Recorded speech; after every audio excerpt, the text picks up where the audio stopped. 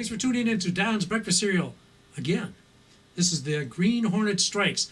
Now, this is the second serial of the Green Hornet. The first one is going to be 12 chapters long. We're going to save that for later. This is a 15-chapter long one. This is a very popular Green Hornet film. Warren Hall is the Green Hornet in this. He was also other heroes. He was the Spider in 2 serials, and he was Mandrake the Magician in another. He was so popular back then that he was giving 2 Hollywood Walks of Fame stars. So he's under 2 different ones in 2 different areas out there. He played the Green Hornet. He was followed with, as Kato, we have Key Luke. Key Luke you might remember mostly from the Charlie Chan movies. He was in that.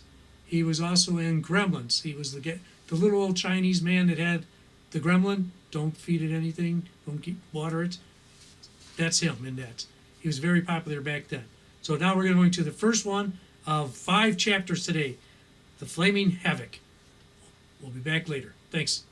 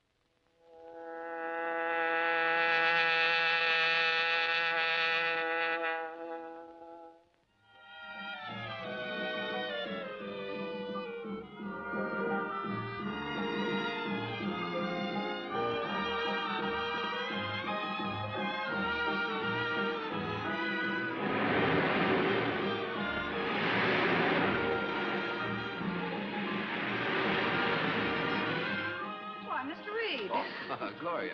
And why aren't you out there in that marvelous surf this morning? Oh, I haven't read the paper yet. I don't come to life until I've read the paper. Bother the paper. I thought you were out here on a holiday. I have to find out what's going on in the world. That's the penalty of owning the biggest and the best newspaper in the country. I have a few days left in which to get into a well-known surf. Then you're definitely taking the Clipper back on Friday. But definitely. Well, I'm sorry I can't persuade you to take the boat back with Dad and me. I'd like to, but you know, that Clipper gets there faster. Oh, here comes your man Friday. Oh, Kato with the newspapers. Well, I'll be running along. Aloha. I observe the Sentinel is carrying an extra page of advertising. I guess Gunnigan's new assistant Harper must know his business. Mr. Gunnigan knows his business too, Mr. Britt. He is a first-class managing editor.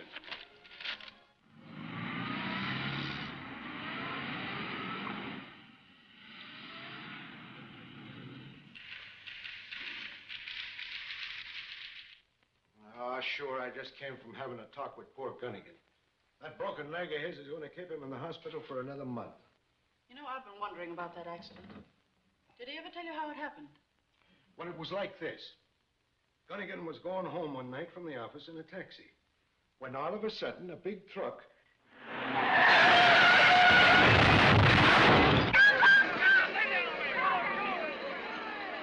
And the first thing Gunnigan knew, he didn't know anything. I wonder if that really was an accident. I always thought poor Gunnigan was framed. And by some of the crooks who object to the Sentinel's campaign against racketeers. True for you, Casey. With Gunnigan in the hospital and this fella Harper. Is he in there? No. With this fella Harper, he appointed to take his place running the paper, the racketeers are getting away with murder. They certainly are, Axford. Now take the lottery racket. You take it. Sure, I hate to touch it. Well, if Mr. Reid were here, he'd certainly lose no time in exposing that racket. Well, why don't Harper do something about it? I don't know. Well, with due respect for Gunnigan's judgment, I don't trust Harper. Well, I got to go to the district attorney's office. You know, he's starting an investigation of this racket. Isn't that a private investigation? Leave that to me. Sure, I did the DA a lot of favors when I was a cop. Oh, it's a good thing you got flat feet, man of action, or I'd have bowled you over. Flat feet, is it? Now, you... Well, sure now, they're better for understanding than a flat head like yours, Mr. Lowry. You're smart, Joe. Cute kid. You better follow him. Why, where's he going? DA's office. Yeah? Said the DA was going to expose the lottery racket. That's for me.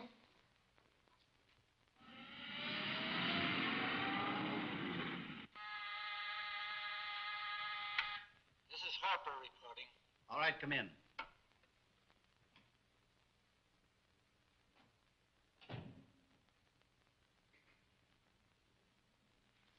I sent for you, Harper, because you're falling down on the job. In what way, Mr. Crogan? I got you the job on the Sentinel by forging credentials for you from a Paris newspaper. Well, if I hadn't known Gunnigan from the early days, he'd never have given me the job, despite your credentials. But the accident I arranged, putting Gunnigan in the hospital, was responsible for him appointing you to his place. You've done very well by the Sentinel, but what have you done for our syndicates? I'm publishing daily a quarter-page disbursement ad, giving the winning numbers in the syndicate lottery. Naturally, since I put you in charge of our lottery business. I have as great an interest in all the syndicate business. Listen, Harper, you know what your job was. To dispose of Britt Reid and to cripple his paper so that the syndicate could buy it outright. Well, that takes time. You've had plenty and you've failed. Now, I'm warning you for the last time. Britt Reid must be disposed of before he leaves Savoy. You may go. Not that way. Use the private elevator.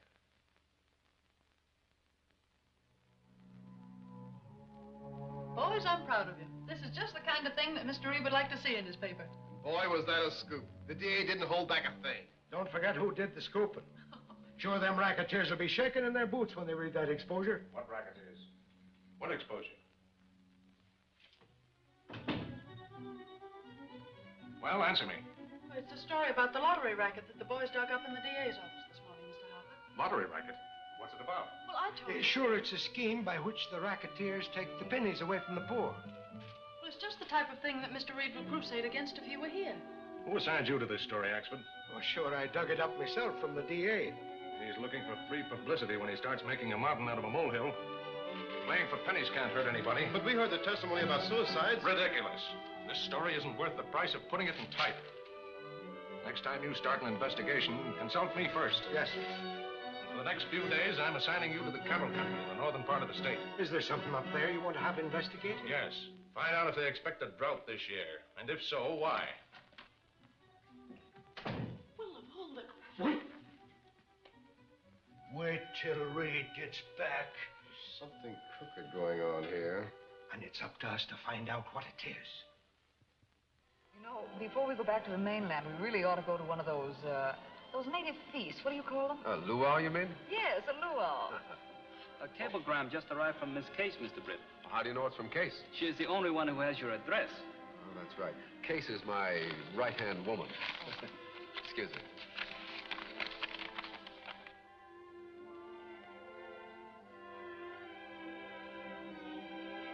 I'll have to answer this. Will you excuse me just a minute? I have brought cable blank and pencil, Mr. Britt. Thank you. The chief says you've got to make a few changes in your staff. Why? They're getting too nosy. Well, I was going to...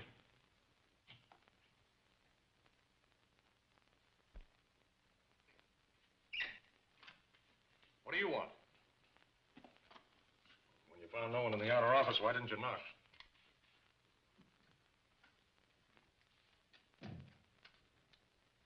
Cable addressed to Miss Case. I'm taking no chances.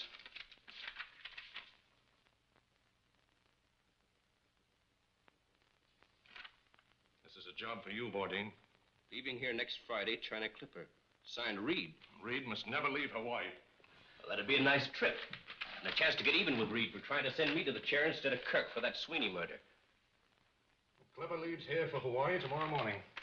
That'll get you there in time. We've got to talk this over with the boss. Come on.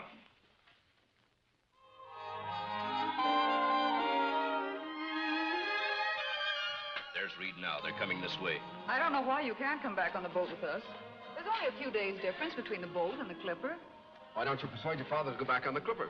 Good evening, Ruth. Oh, good evening, sir. Hello, Dad. Well, Gloria, it's time we started. We're going to that luau. Why didn't you come along, Britt? That's right, Dad. You make him come. Where's it going to take place? At a native village about halfway between here and Halavia. I'd like to go. I'll tell you what, I have some work to do. You go on ahead and I'll join you there later. Grand. Bye-bye. Bye.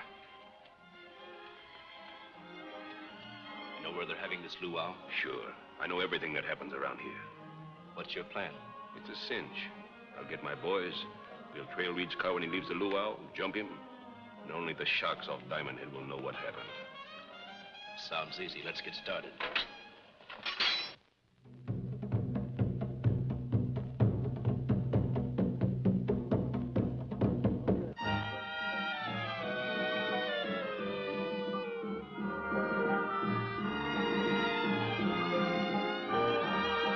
Great Scott, it's near morning. If I don't get back, I'll miss the Clipper. And the Clipper waits for no man. Oh, well, it's been a glorious night. I'm awfully glad I came. Let's go find your father and the rest of the party. All right.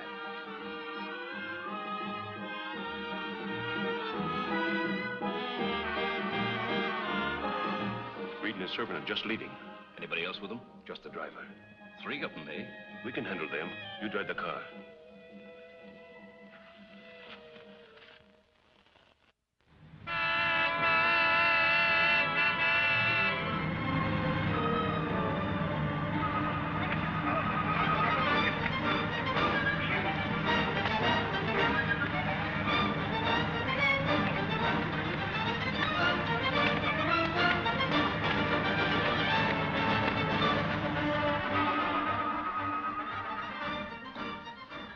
Soon be daylight.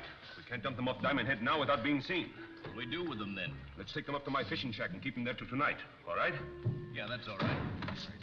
Hurry up, boys. Throw them in the back room.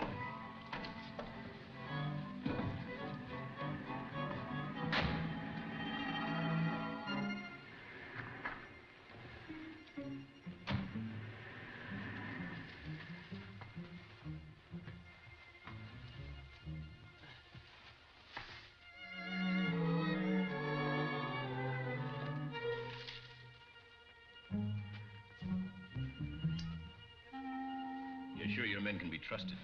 Reed recognized me, and it wouldn't be healthy for me if he escaped. Don't worry. Reed and that Oriental haven't a chance in the world. I'll come back tonight and finish the job. All right, then. We'll return to my hotel, and I'll pay you off. I'm pulling out in the steamer that leaves this morning.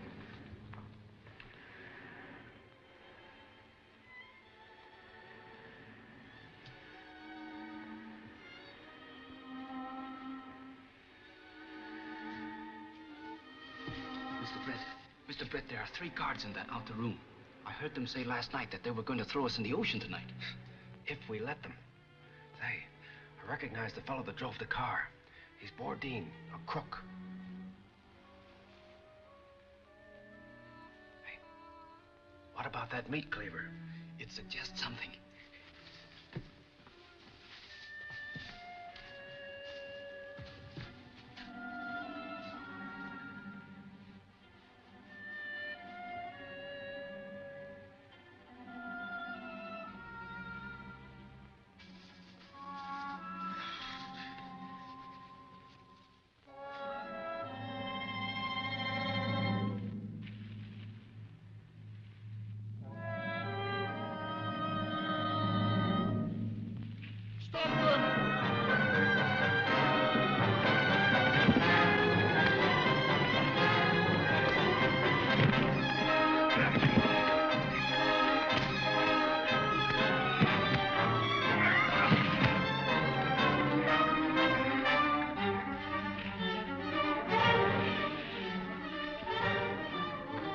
Now for the Clipper if we can make it.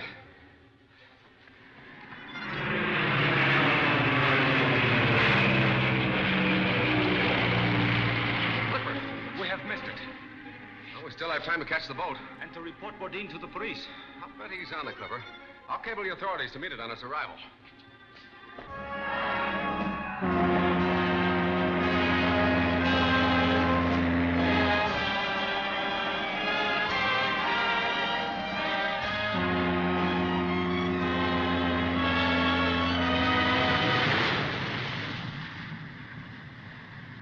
weren't you on deck? Shut that door. What's biting you, big boy? Brucus fell down on the job. You mean he didn't fix Reid? How do you know? Reid and his valet are on board. That means I'll have to lay low all the way across. Well, I don't see why. You've got him where you want him. And as soon as it's dark, you Don't can... be a fool. That'd give the ship's officers 4 days for an investigation. Remember, I've got a record. Well, then what are you going to do? Lay low, like I told you. Now, the captain's ball takes place the last night of our voyage. There'll be plenty of excitement aboard. I'll be safely ashore before they discover there's a passenger missing.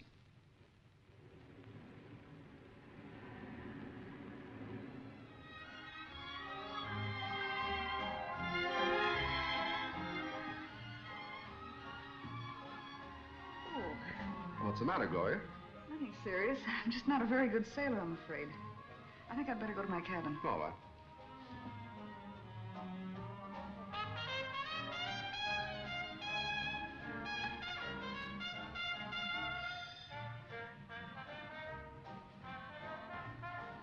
I feel better now. I'll rest for a few moments and join you later. I'll call you back to my cabin and see if you're feeling all right. I'm sure I will be. Good night. Good night.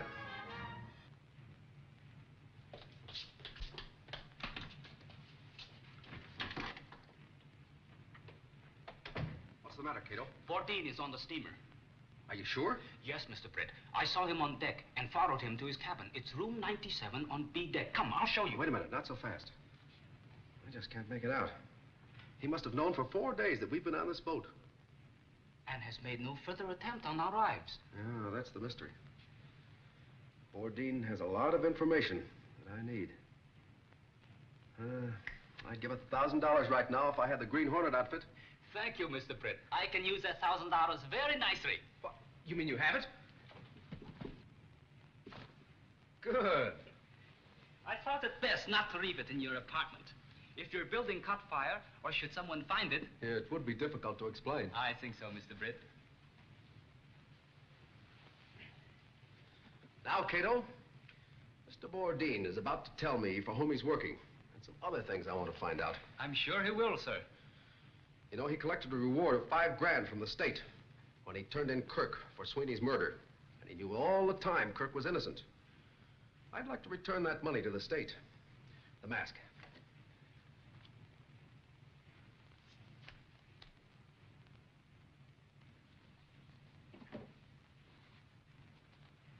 Don't follow me too closely. We mustn't be seen together on deck. Here's the gas gun. And remember, room 97, B deck. Right. Tonight, the Green Hornet strikes again.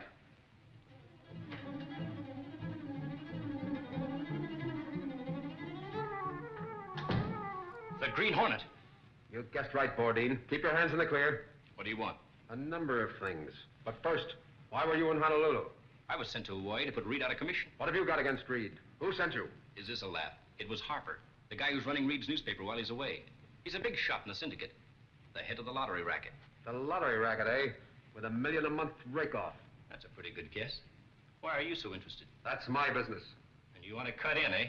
I am cutting in, Bourdin, and you're helping me. But first, I want to clear up one matter. I don't get you. I'll explain. Sit down at that desk. Now, write down what I dictate. I, the undersigned, confess to the murder of Patrolman Pat Sweeney. I'm confessing nothing. It wasn't murder. I killed Sweeney in self-defense. Yet you pinned a charge of murder on Kirk, an innocent man who was sent up for life. It was Kirk's fault. The cops caught up with me. And you collected a reward of $5,000 from the state for turning in Kirk. Fire's been discovered in the hold, sir. It's almost beyond control already. Fire in the hold? Yes, Order all men at their stations. All passengers on deck. Send out an SOS. I'll go to the bridge right away.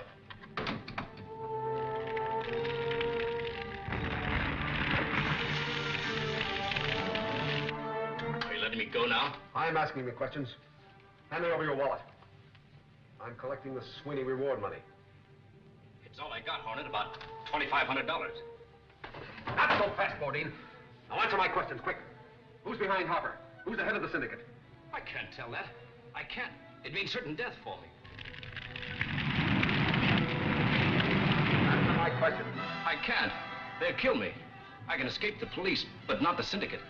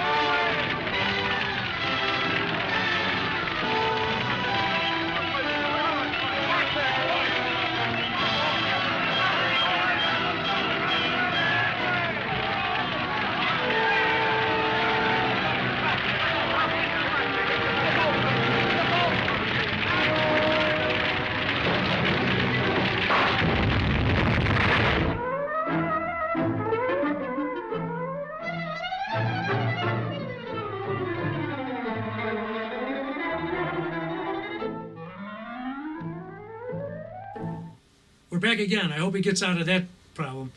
Now we have the Green Hornet strikes again with Warren Hall and Key Lucas Kato.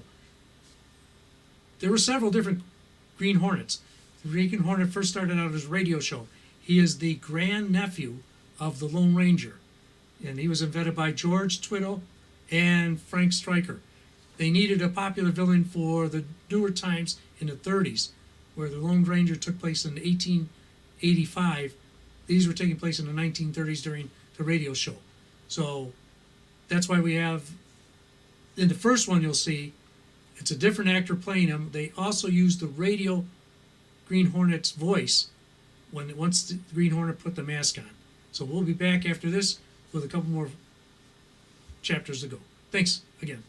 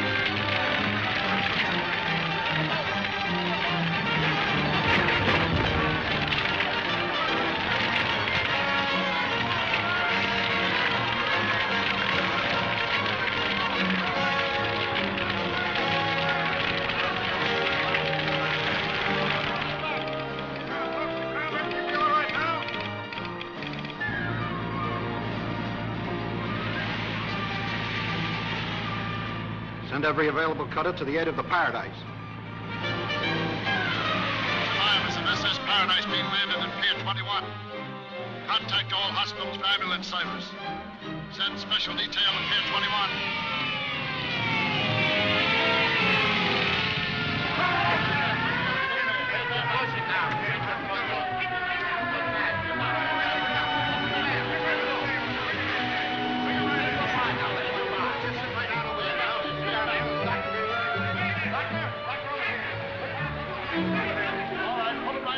Sure, that's fine, and thanks very much. I hope you get all right.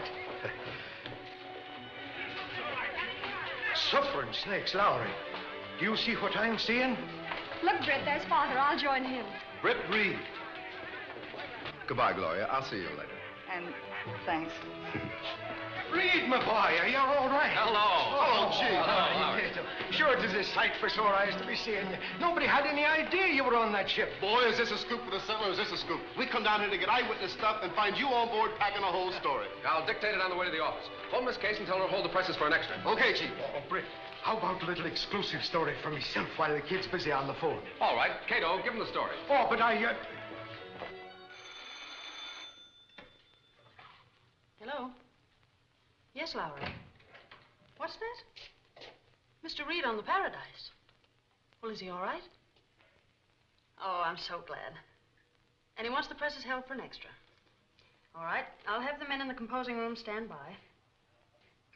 Tell Mr. Reid how delighted we are that he's back and safe.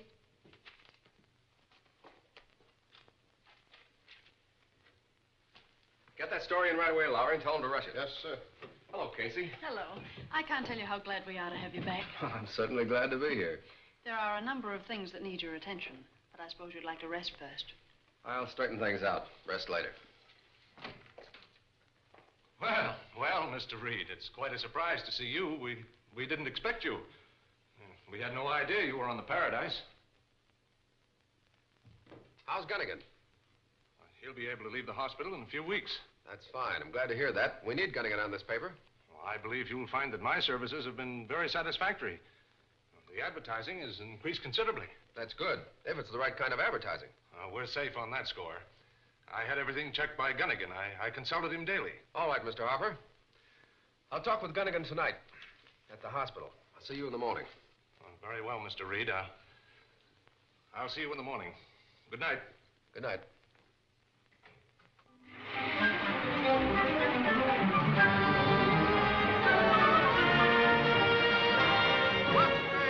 Read all about it. What's today?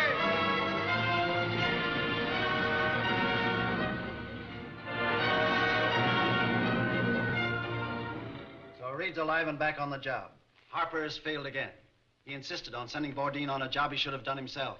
You know, Crogan, I never did trust that guy Harper. I always figured that if he ever slipped up on a European lottery racket, he'd give the syndicate the double cross. You're right, Tower.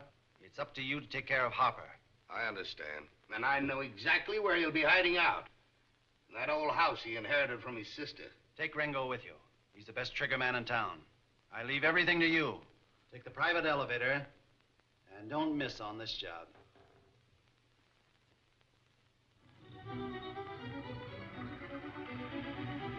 Kato, we have two very important jobs to do tonight. I understand, Mr. Britt. We will call on Mr. Harper. Oh, yes. And we'll deliver to the district attorney's home Bourdin's confession that he killed Sweeney and the money he collected for turning in Kirk.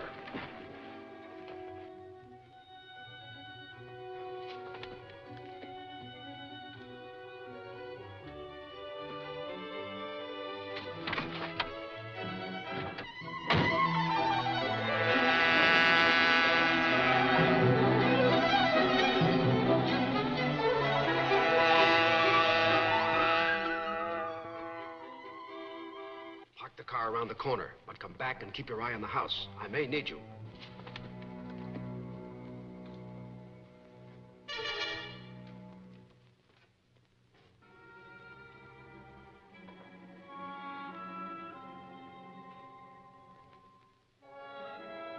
Don't tell her. Don't. It was just an accident. Reed got back to America. It wasn't my fault. You know the penalty for failure, Harper. I have my orders from the chief. I have you covered. Reach. The Green Hornet. Drop that gun. Drop that gun, I say. Get Harper.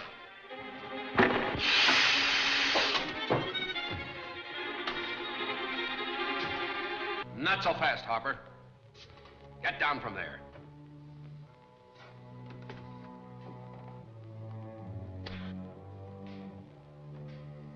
You saved my life, Hornet. Those crooks were going to bump me off. For what reason? I found out too much about their rackets. Especially the lottery racket, which you've been handling for the syndicate. I had nothing to do with the lottery racket. This is a confession from Bourdin that he killed Pat Sweeney. And this is part of the reward money he collected for turning in Kirk. I know all about you, Harper. And I'm cutting in on that European lottery racket. And a lot more that your syndicate is handling. Oh, so that's it. All right, Hornet. What's your proposition? First, I want you to give me a complete list of all the rackets the syndicate is handling. Well, they have a tie-up with all the important rackets in the country. And the lottery racket alone brings in about $1 million a month. You've come pretty close to it. Now come clean, Harper. What's the name of the outfit, and who's the head? Oh, I can't tell you that. Yes, you can. And I'm going to make you. But don't shoot. I'll tell you. The name of the city.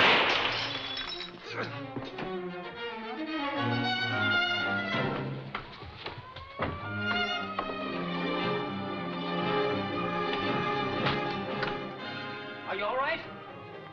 What happened to the other rat? I got his gun, but he escaped. both these men were killed? Harper was killed by that shot from the window. I used my gas gun on the other. Keep watch outside.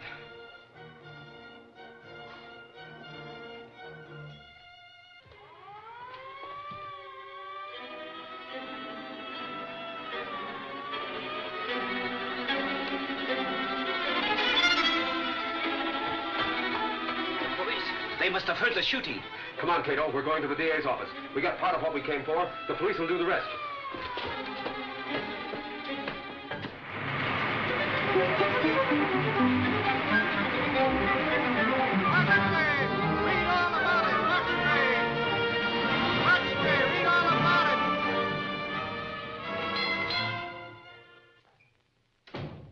Morning, boss. What do you think of my Harper story? Not so hot. Sit down. Who do the police think killed Harper? Well, they figured that the Hornet, by bumping off Harper, was getting even with the Sentinel for offering a reward for his capture. Oh, by the same token, now that I'm back on the job, I suppose the Hornet will be after me, huh? That's what the district attorney thinks, and so does the police. By the way, what was your candid opinion of Harper? Boss, I always thought that Harper had some tie-up with the racketeers. I'm afraid you're right. I want you to call on a friend of his, a Mr. J.E. Lynch. Lynch? I know him. He's a lawyer. He called here several times to see Mr. Harper. Tell him you won all the dope on the European lottery. Also, tell him that Harper was very careless about leaving his memorandum book around where it could be found. Boss, I'm on my way. Case, is Axford there? No, Mr. Reid. When he comes in, tell him I want to see him. Yes? What? He might be bluffing. Give him a cross-exam and find out how much he really knows. Lynch says that Lowry, a Sentinel reporter, is in his office demanding all the dope on the European lotteries. That's bad. He says that Britt Reid found a memorandum book containing a lot of information in the desk Harper was using at the Sentinel. That means that Britt Reid will start an investigation, and when that news hound starts to investigate, he never stops. I'll stop him. How? I'll close all our lottery offices today. But that'll cut off a lot of revenue. It's the only way we can stop Reid's investigation. Yes? All right, admit that you were. And tell him that as Harper's attorney, you're closing all the European lottery offices today. Yes. I'd give $100,000 to know just how much information was in that memo book concerning our enterprises. It might be worth a lot more than that. Holy crow, have I got a beat. I was over to see my friend, the district attorney, and what do you think happened? He made you his deputy. Yes, he did. No. But he told me that at his home. Plenty of time for that. Sit down. I want some information. Yes. Do you know anything about the Colton Ammunition Company? Do I know? Didn't I lose me 3 months' salary buying a bunch of their worthless stock? Well, you remember, Mr. Reid. They got a large order for shells from Europe. Oh, and then they floated a stock issue for money to expand their plant. Yes, and then a lot of serious accidents happened, and part of the building was destroyed. And the company went broke. And a lot of poor devils like me lost their shirts. Did Harper ever mention the Colton plant? Not in my hearing. But we did carry several half-column want ads for mechanics and machinists for the company that bought Colton's out. Oh. And that might explain the note in this memo book that Harper was so careless to leave behind. And what does the note say? It says, word Colton want ads in manner to attract kind of men we can handle. By all the saints. Didn't I tell you, Casey, that Harper was tied up with the crooks? Michael, get your car. You and I are going out to the Colton plant to investigate the new setup. Sure, it's parked right across the street and raring to go.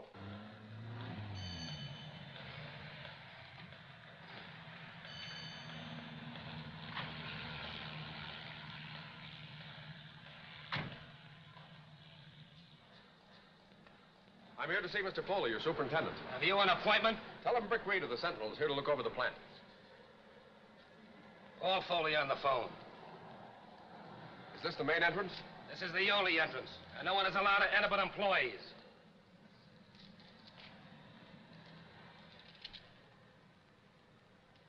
All right, this way. But Foley, I tell you, we can't allow this Reid to go snooping around the plant asking questions. He knows every ex-convict in the city. He'll recognize some of the workmen. You think he'll recognize you? Sure he would. And keep out of sight. I certainly will. Hello? This is Foley. Connect me with Crogan. Yes? What? Britt Reid? Yeah, Reid and his bodyguard Axford are here to look over the plant. I let them through the gate. They're waiting in the guard's office. Well, don't let them go beyond your office. Tell them you have strict orders not to admit anyone to the plant but employees.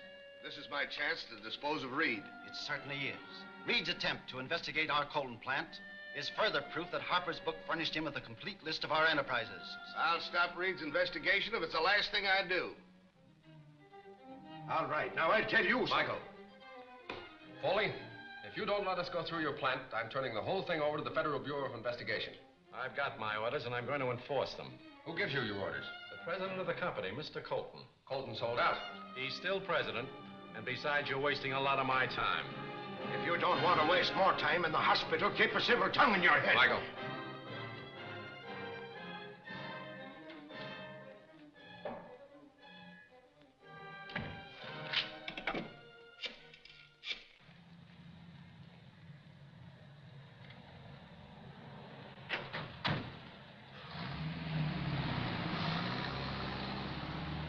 There they go. Pull out. We'll lay for him at Dead Man's Curve. Well, just as sure as you're alive, the new setup now controlling the Colton plant is a bunch of saboteurs. I agree with you there.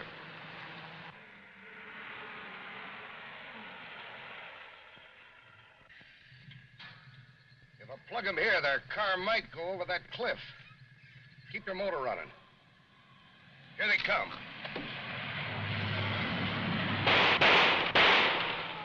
The police, get going and step on it.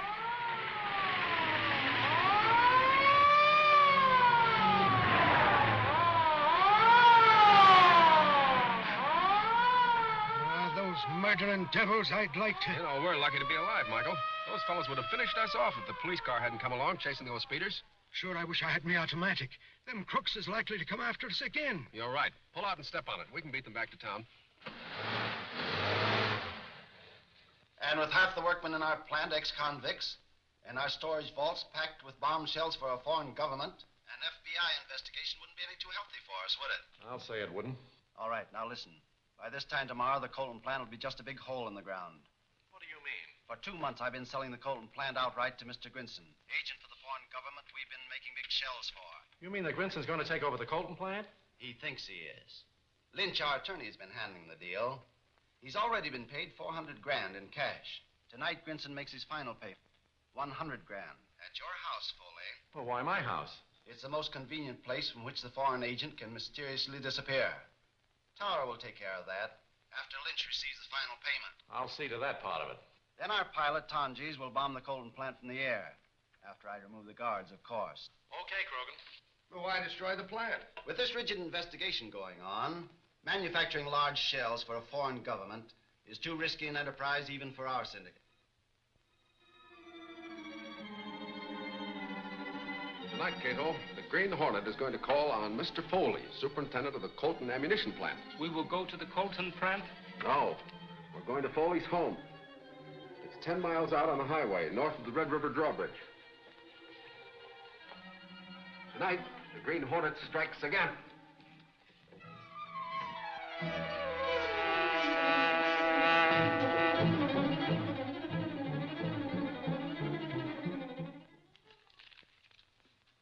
The amount is correct, Mr. Grinson. 100 $1,000 bills. You have my receipt and bill of sale ready for me, Mr. Lynch? Here they are, sir, in perfect order. They're correct. And now, gentlemen, the Colton ammunition plant belongs to my government. And operations will be carried on as at present? No. There'll be a drastic change in the personnel.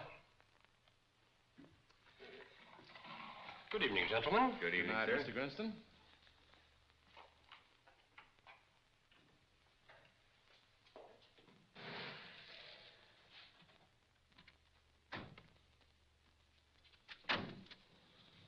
There's someone leaving.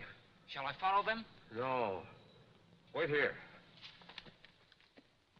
Now, I'll phone Crogan the good news. That'll be his signal to destroy the Colton plant. Oh, you better use the phone in the hall. I'm expecting a long distance. 100 grand. The final payment of $500,000 on the Colton plant. This syndicate certainly cleaned up big on that deal. Yeah, considering the very low price we paid Colton for it. And after we put the plant on the skids. Keep your hands in the clear. The Green Hornet. Surprised to see me, eh? I'll take over that 100 grand, and you crooks are going to answer some important questions. Get over.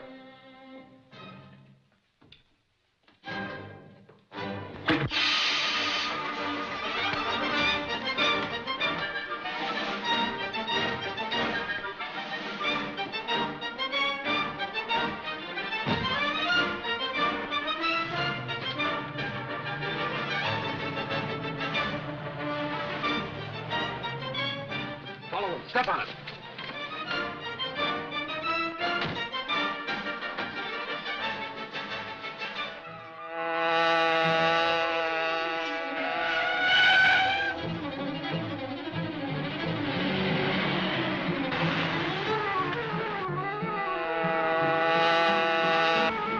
The Hornet's after us. Step on it.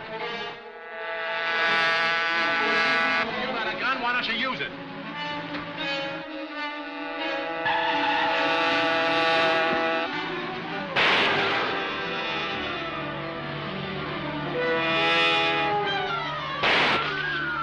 It's a good thing we built this car bulletproof. It sure is. Pull up as close as you can. I've got to give that crook a shot of gas.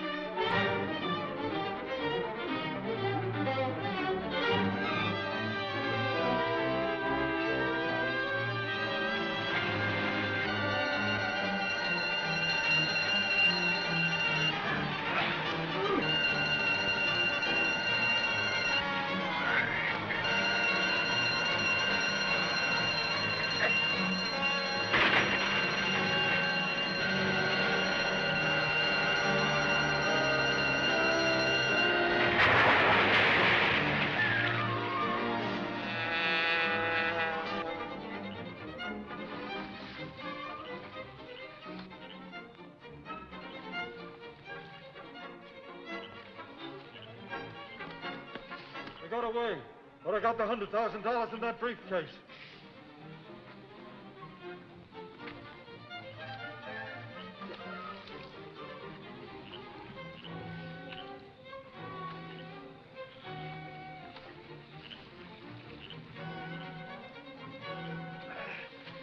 You're not hurt? No, not much. I jumped before the car hit the water. The others? They're both gone. Hurry and get to the car. We still may have time to capture the man I left gassed at Foley's.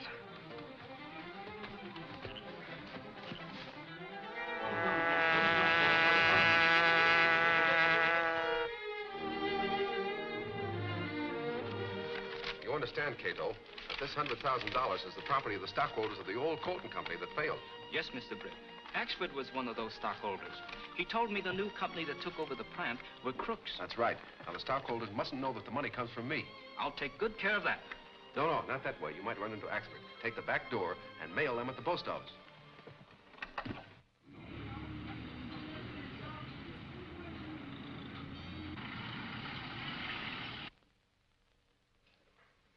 You sure threw the adjectives in your description of the heiress, Lowry. There's plenty of blarney in them lines. Maybe he's figuring on marrying the million. I understand she doesn't like reporters. Oh, she don't she? Well, who is she to be controlling a big company the government's liable to be dependent on in case of war? You don't mean she's really going to control it? She could if she wanted to. She owns 3/4 of the voting stock. She could make herself chairman of the board and run the whole show if she likes. You're right. And what a swell chance for a villain. Morning, boss. Good morning, Reid, my boy. Good morning. Good morning. What do you mean, a chance for a villain? Well, in the present world situation, aluminum is one of the most important products in the manufacture of war materials. Of course, but I still don't see... It's this way. Aluminum Products Incorporated controls the aluminum market. Francis Grayson controls aluminum products. Now, if some shrewd, unscrupulous person should get control of Francis Grayson... Our first step is to find an actress whose stature and features are sufficiently like those of Francis Grayson to pass muster after a clever makeup. Say, Chief, I know where I can dig up a Jane that's a dead ringer for this Grayson gal, and she's a clever actress. Who is she? Her name's Stella Moyer. Never heard of her. She's famous for her impersonations. And with a little makeup, she could deceive Miss Grayson's own mother. Miss Grayson has no mother, nor any other relatives, fortunately for us. Can this Stella Moyer be trusted? Stella can be absolutely loyal. She's paid enough. Bring her up tomorrow by the private elevator, blindfolded. Well, anything more? Yeah, this Britt Reid seems to have a fifth sense in probing into things that we're interested in.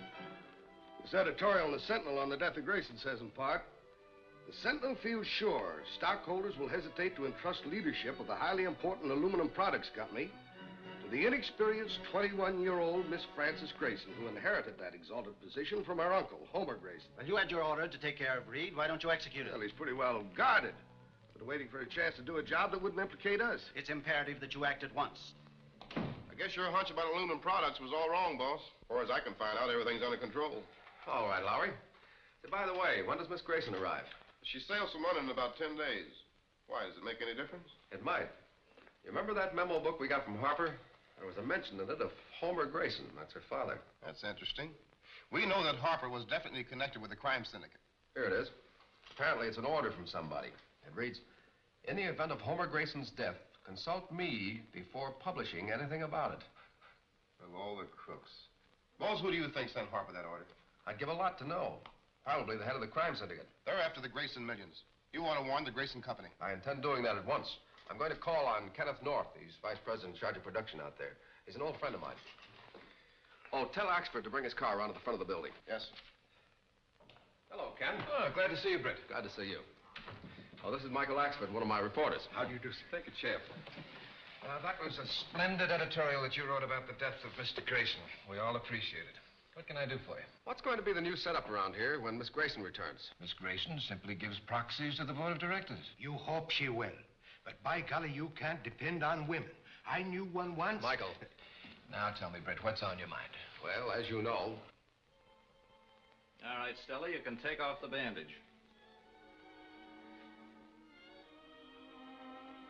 Boy, that's your blindfolding, all right. I ain't seen a thing since I got into that car. That was the intention, Miss Moyer. And you'll be taken away from here in the same manner. There is a general resemblance to Miss Grayson, but... Oh, wait till she gets through with her makeup, Chief. All right, Stella, there's a mirror over there. Here's a picture of Miss Grayson. Get busy. Huh. This'll be easy.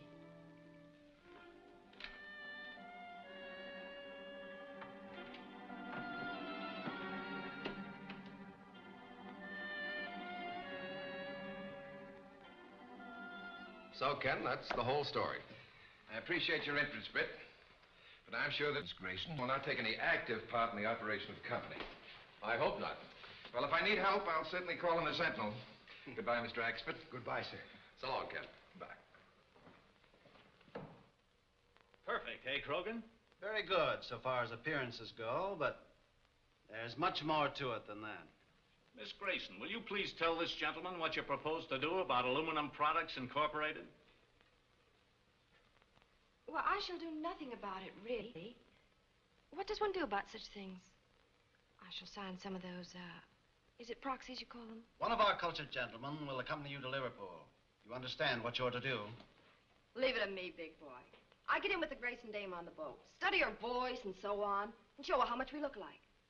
Then I sell her on the idea of fooling the reporters by swapping places with me when the boat docks. She's right, Crogan. The Grayson dame dislikes publicity, dislikes reporters. She'll be glad for a chance to trick 'em. Beside that, she's always ready for an adventure that promises a thrill. I got a complete record of Miss Grayson's life and activities. Still, I'll be letter perfect in the part by the time she returns. Very good. And if you succeed, you'll be independently wealthy for life. But if you fail or try to double-cross us, the stage will lose a very charming young actress. Don't worry. I'm not going to let you down. I won't double-cross you.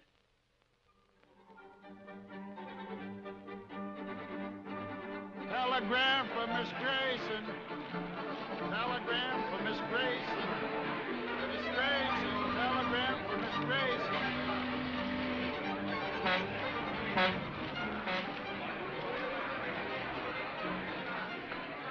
I'll take care of Grayson. You find out who's on that stretcher. Okay, I'll meet you at the taxi stand. All right.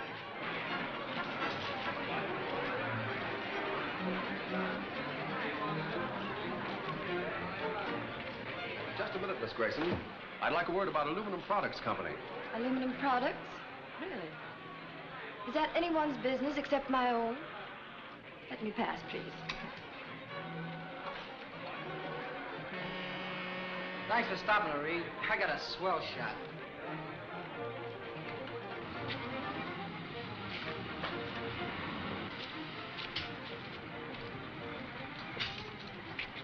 Who is it, Puddle Duck? Miss Moria. Just seasickness. All right, smart guy. We'll take care of her.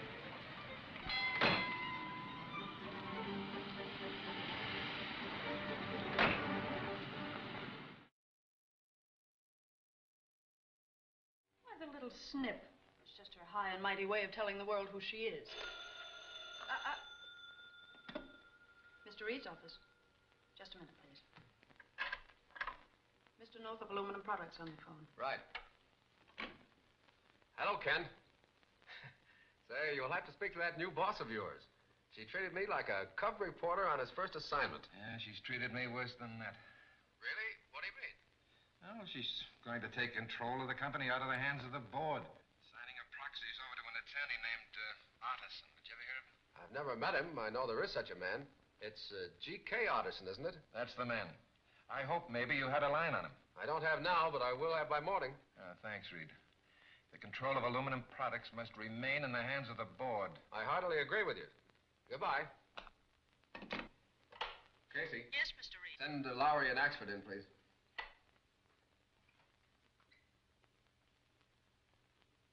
I want a line on an attorney by the name of George K. Artisan. Do you know him?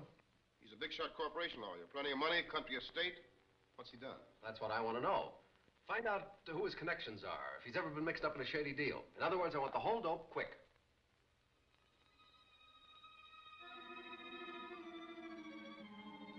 Did you find out anything about Artisan? Only that the guy is too perfect. He don't smoke, he don't drink, he don't go to burlicue shows. He belongs to the church and he takes up the collection. That's the trouble. His halo fits in too tight. Even his legal practice is on the up and up. There's no clue to any connection between him and that Grayson girl. Well, keep after him. Yes, sir. What will you do now, Mr. Britt? I've got to see Frances Grayson. But if she won't talk to you... She won't talk to Britt Reid, but she'll talk to the Green Hornet. You mean... Yes, Kato. The Green Hornet goes into action again.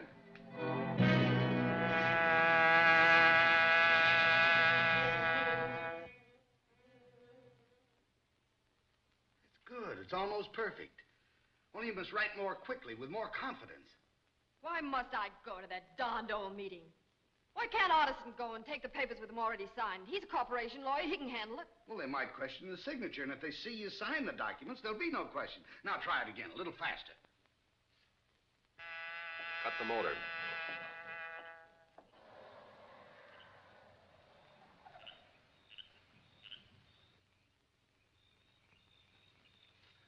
Be ready for a quick getaway. We're taking Miss Grayson with us. Why would you do that?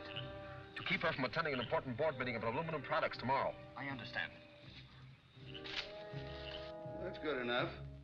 Otterson will be here shortly to give you final instructions about the directors' meeting. I wonder who that is. Otterson isn't due. It's more those poor reporters, I guess. Butler's got instructions to throw them out. Show me to Miss Grayson. What is this, a holdup? I have no time to argue. Oh! There's someone there. Well, let's find out who it is. Oh, who are you? What do you want? Green Hornet. Thanks for the introduction. Now stand over there. I want to talk to Miss Grayson. Miss Grayson, you talked fast. I want to know why you're placing your uncle's millions in Otterson's hands. I don't see that that's any of your business. Where there are millions at stake, it's always the business of the Green Hornet. Miss Grayson, you're going with me. Oh, kidnapping, eh? Grab the phone. Call Otterson. Call the police. Call him. You killed him. Not so fast, Miss Grayson.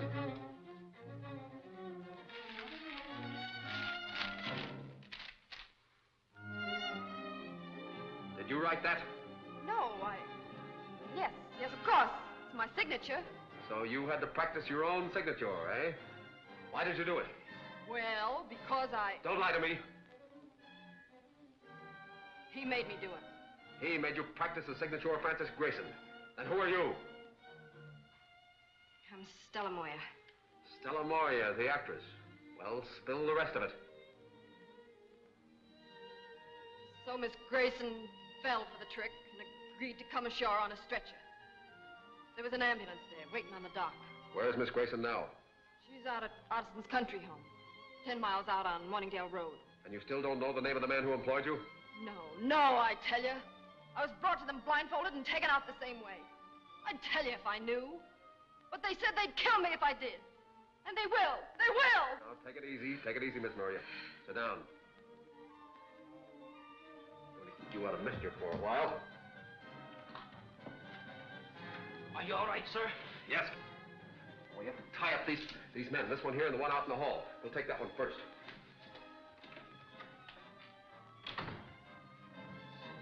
After you've roped them, call the police.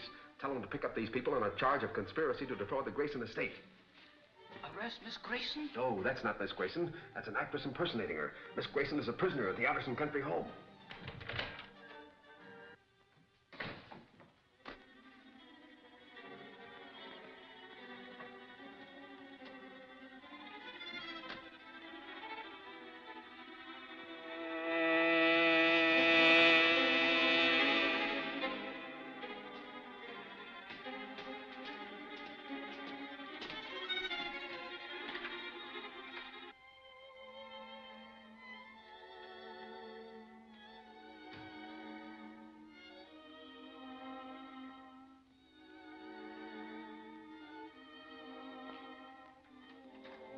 Mr. Otterson. Oh, Stella. What's the meaning of this? The Green Hornet. Hornet? What's he doing in this job? I tried to kill him, but he gassed me. I don't know what happened then. I thought he'd killed Tower and was going to kill me. He found out who I was and forced me to tell him where Francis Grayson is. We've got to get to my place quick. The Hornet means to kidnap Miss Grayson and hold her for ransom. If Francis Grayson gets out of our hands now, we're all due for a spell in the pen. We've got to get the Hornet. You get out of town and stay hidden. Communicate with Tor as soon as it's safe.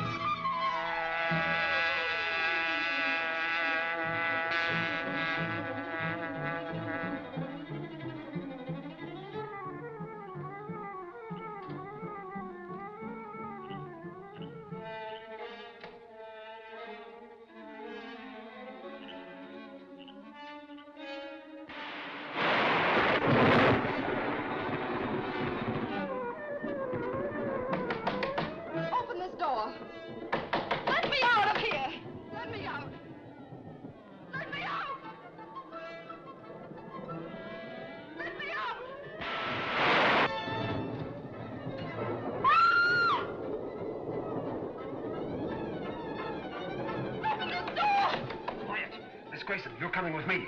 With you? Who are you? What do you... Never mind who I am. I've come to take you away from these crooks. How many people are there in the house? I don't know. 2 men brought me here in an ambulance. Some guy in there with that doll. Yeah, you're crazy. You're off the beam. I'm telling you, I heard him talking. You sure? Yeah.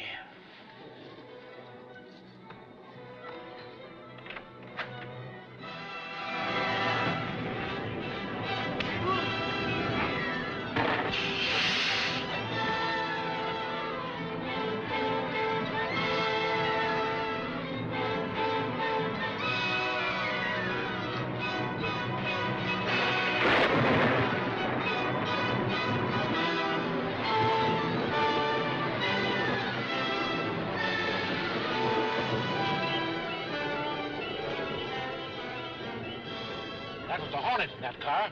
And that Grayson girl was with him.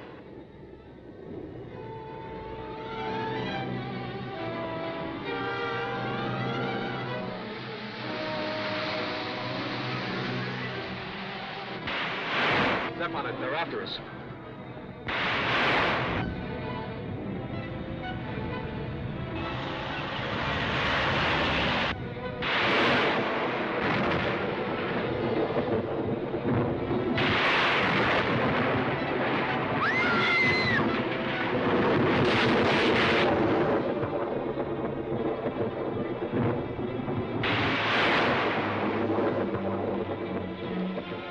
There's a house over there. Come on.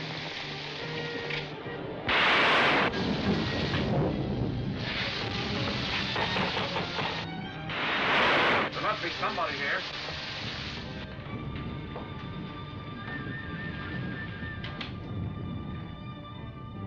Hello? Look out! They cranked up!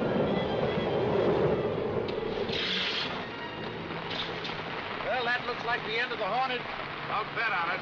He's hard to kill.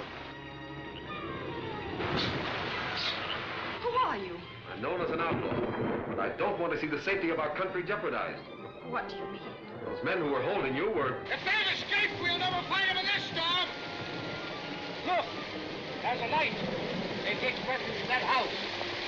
I'll investigate. You stay with the car. Yeah. Tomorrow morning, your impersonator would have signed away your rights to Aluminum Products Company and possibly endangered the country. Whoever you are, I owe you my life.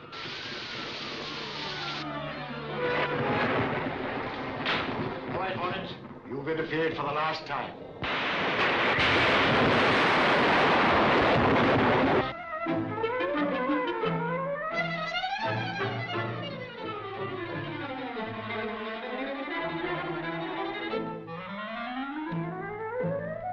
Welcome back. I hope the Green Hornet makes it out of that problem.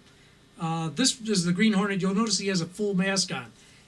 That is because in this that's because in the radio show, the Lone Ranger's mask was cut from his dead brother's leather vest. The rest of it was used to make the Green Hornet's mask. Now, the Green Hornet wore a full mask in the serials. They've also, it proved so popular, Dynamite Comics published a Green Hornet serial, comic book. In fact, they did a couple of them. This is one where we have the Green Hornet with the shadow. So if you can find any of these, pick them up. They're well worth it. Ron Forte is an excellent writer. Now, this one you have to go to the back issues of comic books if you find it. It's The Sting of the Green Hornet. This is an excellent serial he wrote. It's four books, and what they contain is a lot of hidden Easter eggs. You'll find Steve Rogers in here, the Captain America. You'll find the Shadow, and you'll find Lois and Clark Kent. So check those out when you get a chance. And we'll be back after this. Thanks again.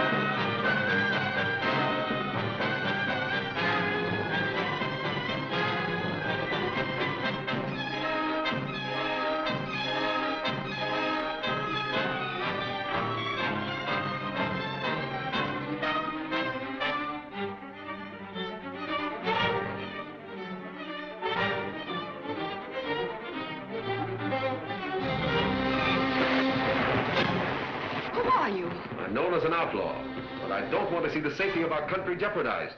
What do you mean? Those men who were holding you were... If they've escaped, we'll never find them in this storm. Look, there's a light. They've taken refuge in that house. I'll investigate. You stay with the car. Yeah. Tomorrow morning, your impersonator would have signed away your rights to Aluminum Products Company and possibly endangered the country. Whoever you are, I owe you my life.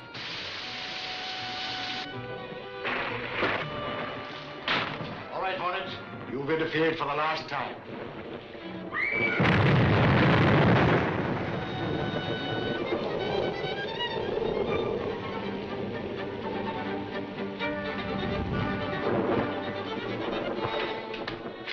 Are you all right? How did you get here? I followed in your car. I found it at the house from which you took the girl. Good work. You saved my life. Who are you? Your life was in no danger. Those men were using you to gain control of the Aluminum Products Company. So that's why they were holding me. Yes, and you played right into their hands when you allowed another girl to impersonate you. I see that now. But tell me, what should I do now? Your company produces aluminum, a most essential metal. You must allow the control of the company to remain in the present board of directors. They are responsible, patriotic men interested in the welfare of our country. Why, I never even thought of changing control. Good. Don't let anyone persuade you to do so. You can depend on that. Not after what I've gone through. Another thing, don't tell the press anything that has happened since you returned from Europe. I certainly shan't. And forget you ever met me. And now, Miss Grayson, we will take you home.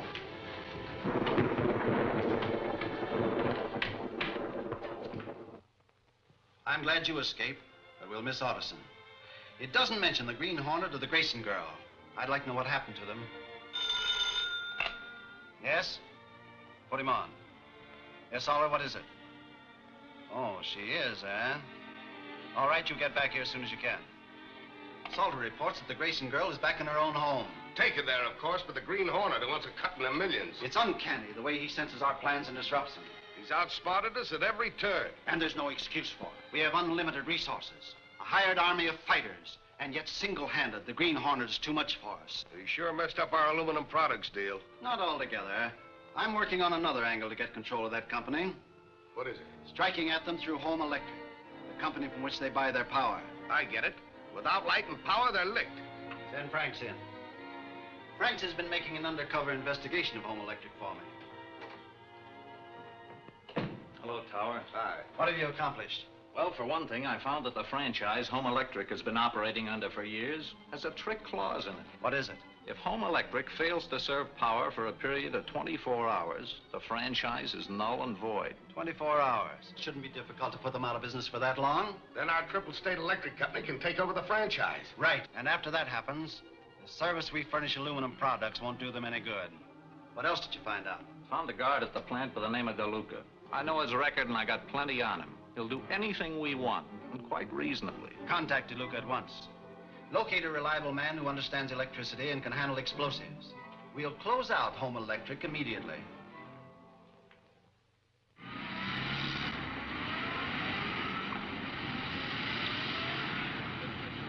I'm telling you, Reid, this trouble they're having at the Home Electric plant is the work of foreign agents. I think you're right, Michael. We've already published rumors to that effect. What more can we do? People wake up and realize what's going on all around them. It'll take more than rumors to wake up people, won't it, Case? It certainly will. To most people, sabotage is just something they read about in the paper. And do nothing about until it lands with a wallop. Michael, dig up the facts in the Home Electric case and we'll print them. Sure, and I've been after trying to dig them up. But this President Marsden of Home Electric is just a big puddin'. Says I to him, put one good Irish cop like myself in your plant, and he'll round up them foreign agents in no time.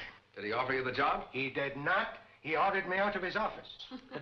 Yes, I know. He called me about it. He's on his way over here now. Boss, I got the lowdown on that blackout at the Home Electric plant last night. All right, let's have it. 3 emergency switches were pulled, and the overload burned out 1,000 feet of cable and a whole flock of pole transformers. I thought those switches were kept locked. They are, but somebody found the lock. Did the Home Electric people make any statement? No, not even after I told them, but the stockholders were complaining to our paper.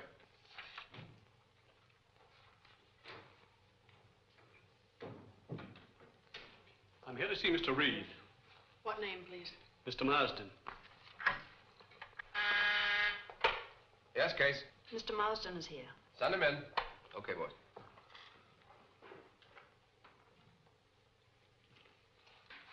Hi, Axford. How do you do? I'll show you in. Thank you.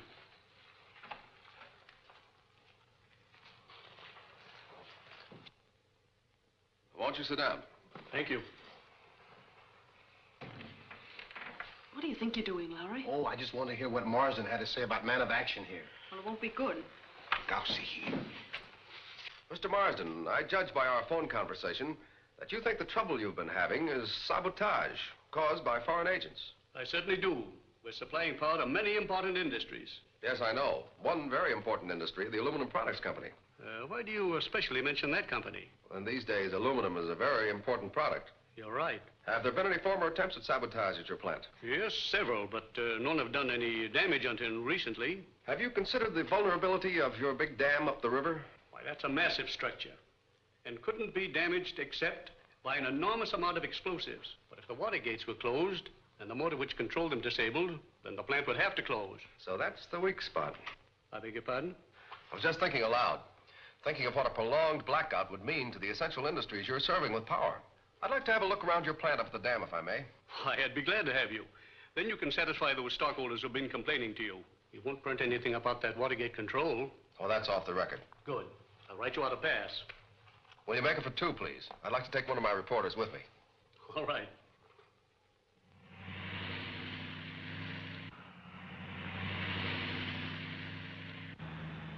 Know anything about this country, Lowry? Yeah, I've been over it lots of times. You know, work for the Sentinel, see the world. Deserted, isn't it? Yeah, anything could happen around here without attracting attention. Britt Reid and one of his reporters. Get after him.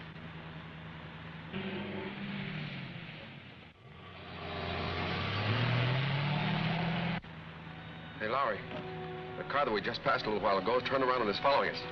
Yeah, so it is. You got a gun? No, have you? Oh, respectable people don't carry guns. Yeah, well, right now I'd rather be less respectable and have a faster car. This thing go any faster than this? I hope so. If they get in the way, I'll try for their tires.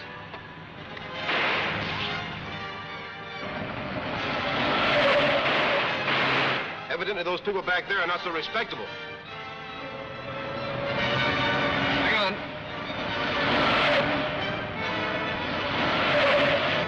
Wise guy, that Reid. Dust us out. What do we do? Keep after him. I can't see a thing. Stay on the road, can't you? Yeah.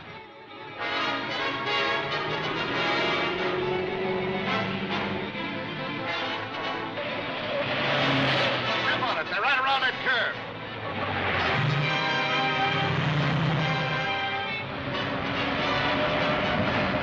We've lost it. We might as well turn around.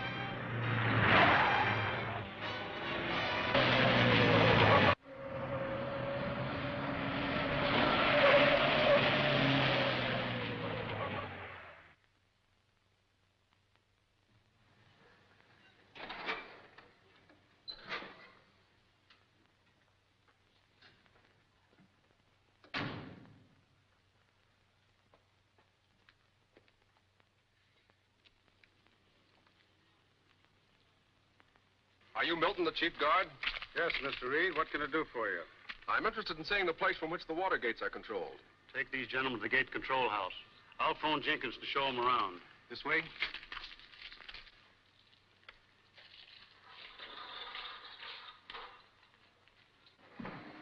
Jennings, I'd like to know about the water gate controls. This is the motor that opens and shuts the gate. And this is the control switch. I see. Well, now, if the gate were closed and the motor disabled, could the gate be opened again? Not unless the motor was repaired or a new one installed. What's this big board for? It's an extra board for emergency use. Carries a full load like the one in the powerhouse below. Do you think there are enough men around here to guard the place properly? Sure. All good boys. Besides, we've got an alarm to the police station up the river. I see. Well, thanks a lot, Jennings. You're welcome, Mr. Reid. Come on, Lowry. Get your fingers out of the electricity.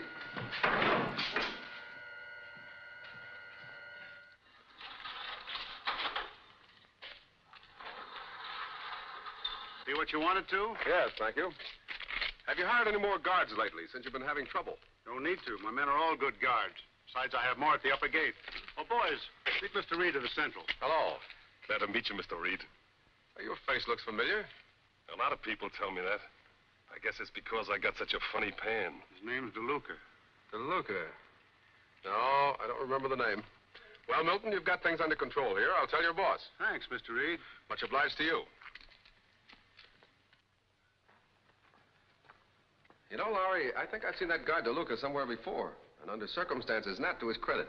Why don't you tell the chief guard? Well, I'm not sure. I don't want to cause an innocent man to lose his job.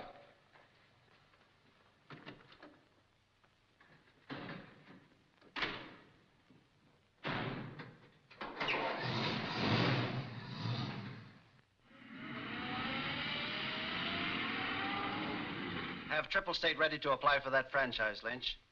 We're putting Home Electric out of business. That's right. Yes? It's Dower, Chief, with the man I told you about. Come in. Here's the reliable man you wanted who knows how to handle explosives. You vouch for him? I sure do. Show the chief your credentials.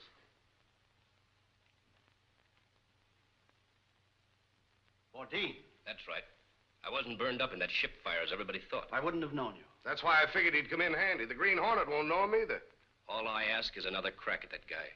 You had your chance on that boat. He jumped me, but I had him halfway over the deck rail. What happened? The last I remember was his gas gun. Then I came to in a hospital on the waterfront. He got in touch with me last night. Your recovery is very timely. Get set for tonight.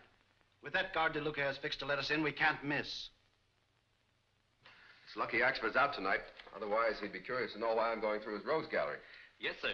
Mr. Axford is very fond of asking questions. Not so fond of some of the answers he gets.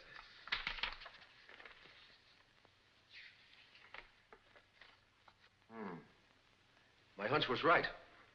DeLuca does have a criminal record. A string of aliases as long as your arm. Look at this. Larceny, grand and petty. Arson. Here it is. He was mixed up in that tunnel job last year. He didn't recognize you, Mr. Britt? No, when we met in the tunnel, I was the Green Hornet. Take that back to Axford's room and get ready to travel. Travel? Yes, we've got to get that information to Milton, the chief guard, at once. And Mr. DeLuca is going to have a visit from the Green Hornet.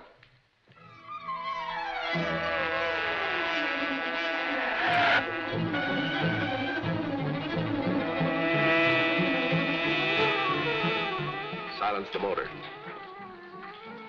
Turn off the lights. We'll have to trust to luck to stay on the road. They're shooting. Do you think we are too late? Probably to warn the chief guard, but not too late to deal with DeLuca.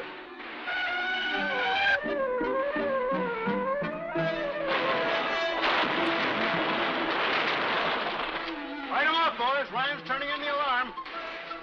The alarm wire's been cut. A big hunk taken out. It can't be spliced.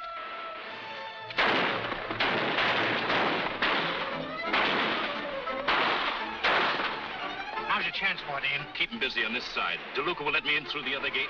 Then I'll take care of the control house. If I'm not back in 5 minutes, check on me. Right.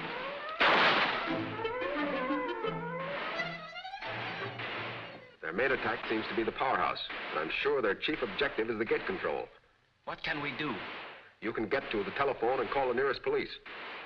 But you... I hope to have my job finished by the time the police arrive.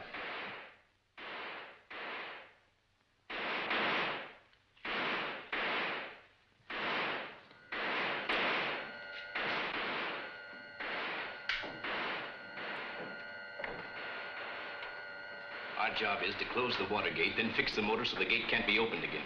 Right. This is the motor. Here's the switch that controls it. All right, good. All right, start the motor and close the gate. Hold it. The Green Hornet.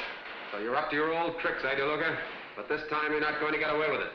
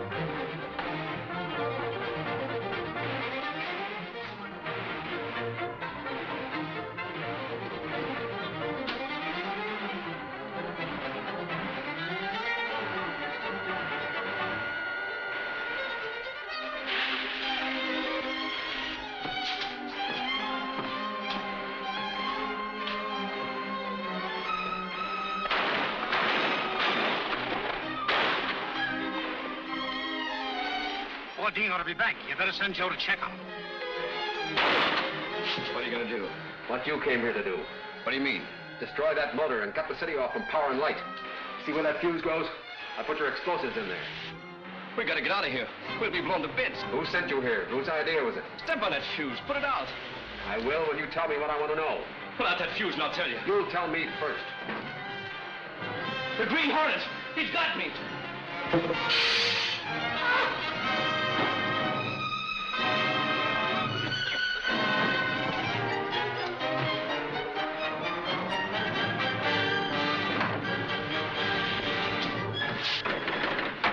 That piece of timber will break the door down.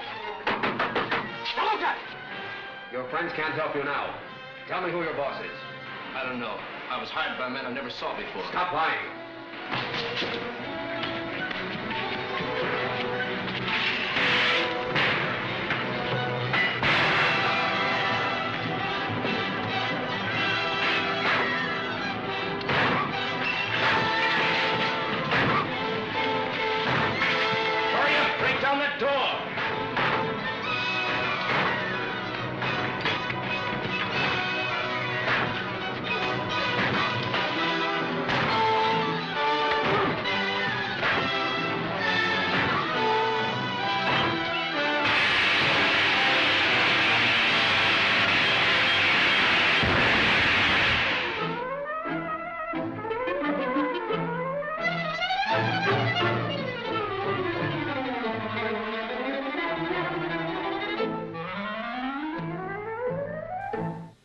Back again, thanks. The Green Hornet, back in the 1960s, we had Van Williams and Bruce Lee as the Green Hornet and Kato. They never had a lot of prose stories about them. One paperback was printed. Lately, they've been making new stories now. You have the Green Hornet Chronicles and the Green Hornet Still at Large. Some of them are very good, some of them are so-so, but they're well worth picking up if you can find them at a library or at a discount bookstore. And thanks again for tuning in. Remember, this is part 1 of the Green Hornet Strikes Again serial. There'll be 2 more parts. Each will contain 5 chapters each, and we'll have a Superman cartoon after this. So thanks again for tuning in.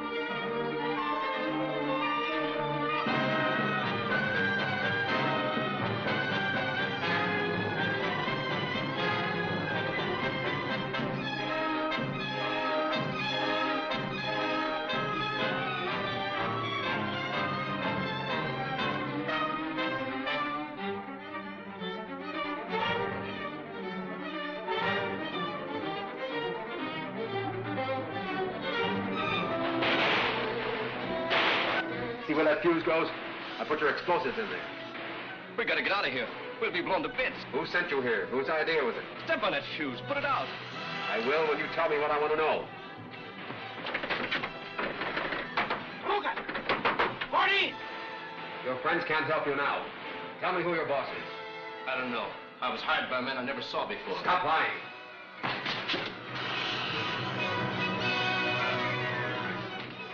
grab that piece of timber, we'll break the door down.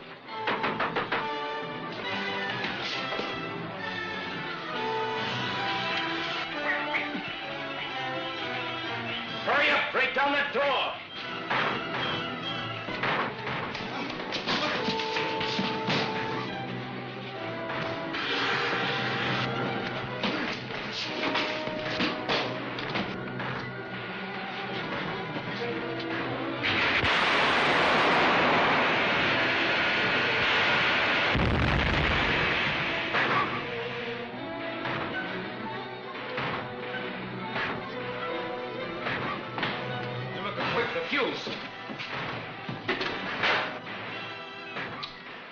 Smart trick.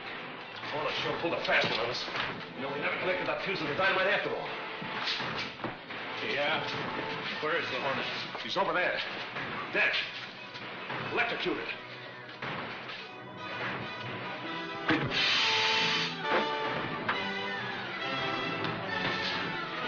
Don't shoot, Hornet. You're going out of that door ahead of me. If you stop or turn, you'll get it. Go on. Police! Beat us!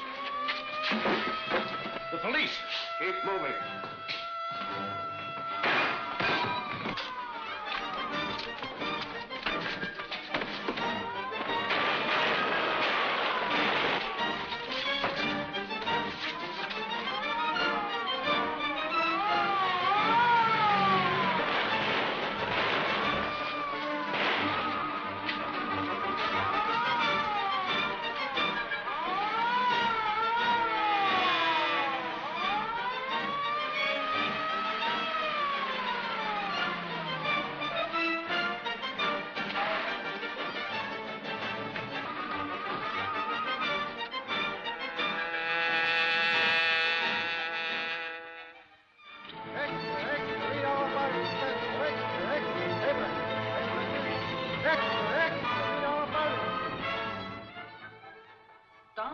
One of the guards in the control room fought the Green Hornet. DeLuca was knocked out in the struggle, but managed to delay the attackers until they were driven off by the arrival of the police. The Green Hornet again. Sure, if I could only lay my hands on the spalpeen. Lucky for you, you can't, man of action. Besides, I don't think the Hornet had anything to do with it. Oh, you don't, eh? No. Remember, I wrote that story. So what? So I checked the facts, see? And there were half a dozen guards and several cops that saw the Hornet. Now, listen, Lowry, why would the Green Hornet want to sabotage Home Electric? Well, one reason might be is that they supply power to the Grayson Aluminum Works and several other places that are very important at the present time to the government. Well, I still don't believe it. The Green Hornet may be a bandit and a racketeer, but he's not a traitor. Yes. I'll send him right in. Mr. Reid wants you. Why, I don't know.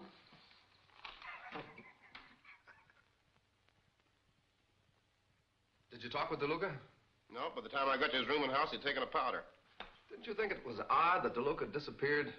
He's the man of the hour, the fellow who fought the Green Hornet and spoiled all his plans. Sure, that's just the reason why he scrammed. He knows the Hornet isn't going to forget that. Maybe you're right. Anyway, that's water over the dam. Look, I've just had a telegram from the Border Patrol. They say they're having trouble with aliens slipping over the line. I want you to take Axford and get me a feature story for the Sunday edition.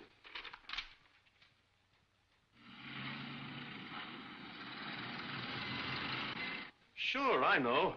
I should have finished the Hornet when he was down, but I thought that electric Jolie got it, polished him off, and We'll take care of the Hornet and get control of the Home Electric before we're through. In the meantime, you'll have to keep out of sight. When does the next shipment of rifles go down to the border? Tomorrow. Good. Put DeLuca on one of the trucks and get him over the line. Wait. Take Bodine with you at the warehouse and show him how we operate this job.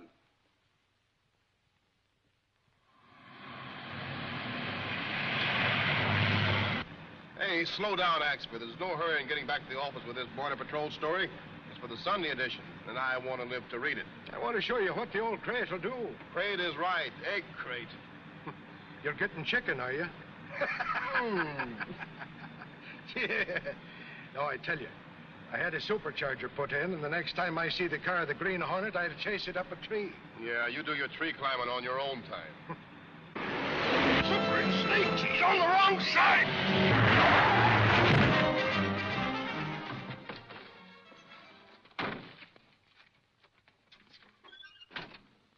Hey, what's What's the idea in crowding us off the road? Keep your mouth shut if you want to stay out of jail. Hey, were you driving that crate, Halfwit? Control your tongue, me bucko, or I'll make you look worse than he does. If you'd been on your own side of the road, this would never have happened. Look at those wheel marks there if you want to see who was at fault. If the man's hurt, I'd take him to a doctor. Hey, Lowry, we better run this mug to the hospital.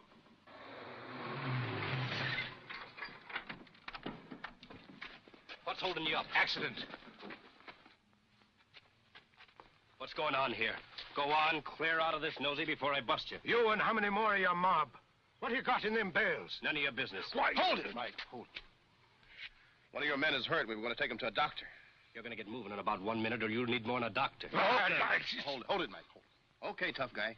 But if the guy croaks, don't blame us. Come on, Mike. Oh, let me poke him. Come so on, I can come knock on. the three of them.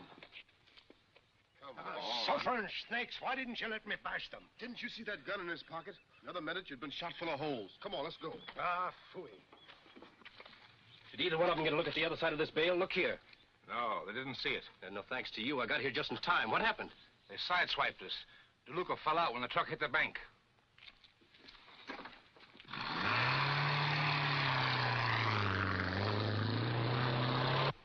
Take it easy, Axford. Take it easy. You know, the fella that got hurt looked familiar to me, but I can't place him. I didn't get a look at him. Hey, pull it over there and stop. I want to take another look at those guys.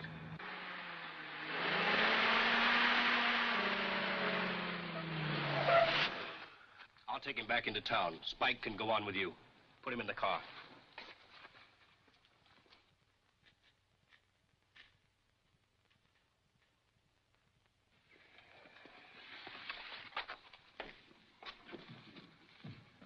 Now get your load back on the truck and beat it.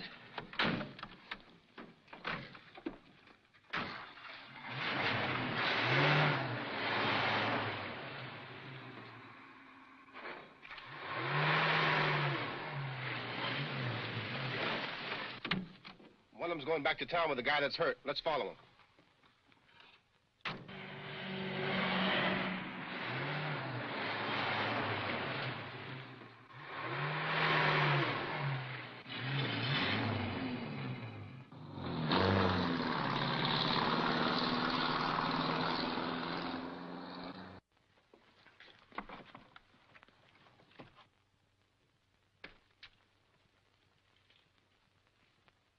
And when we had run the murdering smugglers into their lair, this would-be reporter wouldn't let me go in and drag them out by the scruff of their necks. I tell you, Reid, Lowry's going soft on us. What makes you think they were smugglers? Well, they were mighty anxious to keep us from finding out what they were carrying.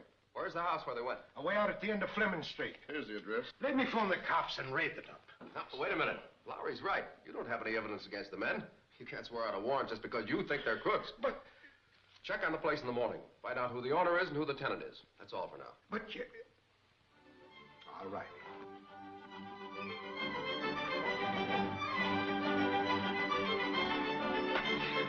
Have you no bringing up, you old lobe?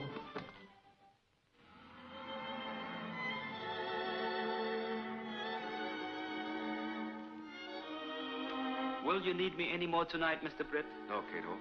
There doesn't seem to be anything more the Hornet can do about the home electric power plant raid. No, sir. Not unless you can locate the missing guard, Viruka. Reid! Reid! Yes? Now, by golly, maybe you'll believe me. Here's a picture of one of them smugglers in me private rogues gallery. That's the fellow that was thrown on his head when we crashed the truck. And will you note that one of his aliases is DeLuca, the name of the guard that disappeared from the home electric power plant. Well, why didn't Lowry recognize DeLuca? He saw the man at the home electric plant. Yes, but he didn't see him at the truck accident. The mug was down on his face and Lowry was busy arguing. Maybe you've got something there, Michael. Take this down to Commissioner Brunson the first thing in the morning and tell him your story. He might make you a detective. Well, sure, he might do worse for the force. Good night, sir. Good night. Is that the man, Mr. Britt? Yes, that's DeLuca, all right. The Green Hornet has to talk to him before the police get to him. Get my mask and gun, Kato.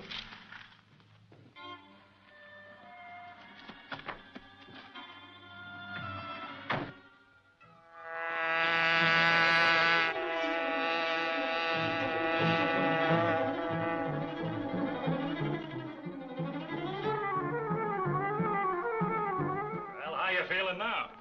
I'd feel a lot better if they hadn't brought me here to your house. the matter with my house? Nothing. Only they shouldn't have brought me back to town with all those reporters looking for me. That's right, because you're the hero of the home electric raid. Brave guard defends property. Lay off the ribbon, will you?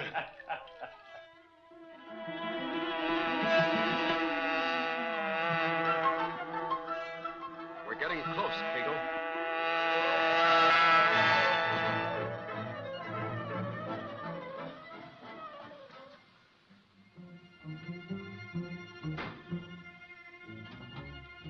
Listen, I gotta get out of here, I tell you. Ah, quit your beefing. There'll be more truckload of guns going over the border. Yeah, that's the trouble. The chief has enough rifles down there now to equip a whole regiment.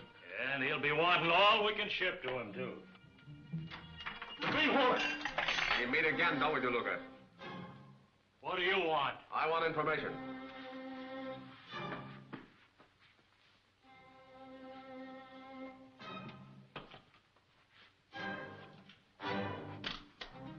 So you're running guns over the border, eh?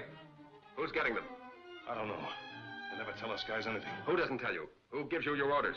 Guy calls himself Tower. I don't know what his real name is. Where do you get the guns? Look here, Hornet. What are you looking for, a split? The Hornet doesn't take a split, he takes over. Now talk fast. All right. But you gotta give us guys a chance to get clear. The gang would kill us if... I'm waiting. The rifles are out in a warehouse, 20 miles out on the Winslow Road. The Winslow Road. You fellows are going to take me out to that warehouse. Well, you can't go out there. The place is heavily guarded. They'd kill all of us. That's a chance we have to take. Here, tie up his hands behind his back.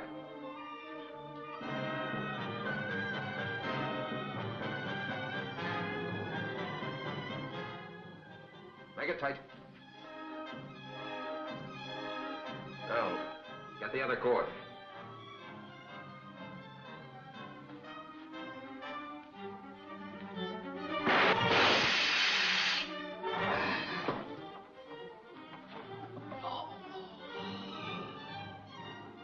Come on.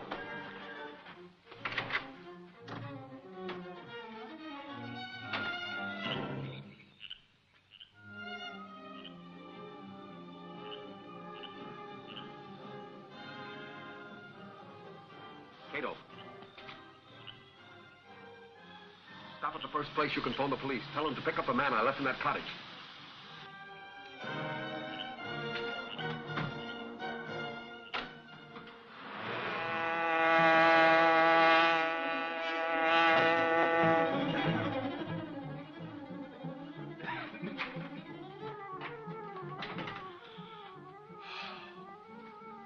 Croig, what's wrong? Where's DeLuca? The Green Hornet. He's got DeLuca. They've gone to the warehouse. We've got to tell Crogan. Come on. Please.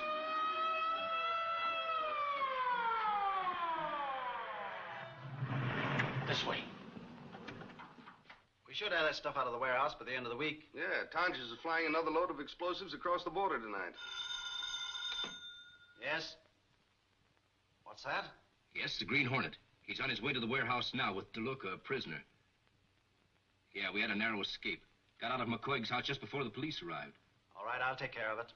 Trouble? Plenty. The Hornet's got DeLuca and is on his way to the warehouse. Some way the police are in on it. Well, the Hornet wouldn't work with the police. Not directly, but if he could wreck the syndicate's plans with a tip, he'd certainly give it. Tonjes must be in the air by now. He left the warehouse 20 minutes ago. He'll have to turn back. That warehouse must be destroyed before the Hornet or the police arrive. Get him on the radio. Calling CR4. Calling CR4. Hello? Crogan speaking. We're going to destroy the warehouse. Set the beacon light and get the men out of there. Calling CR4. Yes, at once. I'm calling Tonjes back. Calling CR4. Calling CR4. CR4 answering. Go ahead. Tonjes, Crogan speaking. We're going to destroy the warehouse. Turn back and drop a bomb on it. The beacon light will be set and the men clear in 10 minutes. Okay, Chief.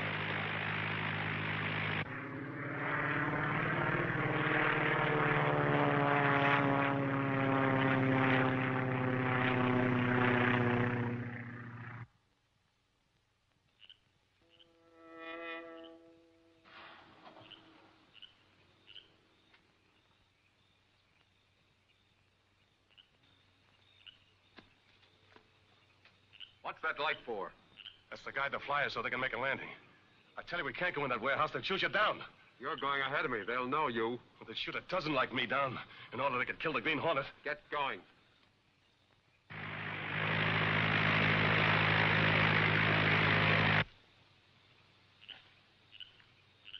What about the guards? Where are they? I don't know. There's something wrong. They must be watching us. Let's get away from here while we can. Hold it, DeLuca. That trick won't work. Get inside.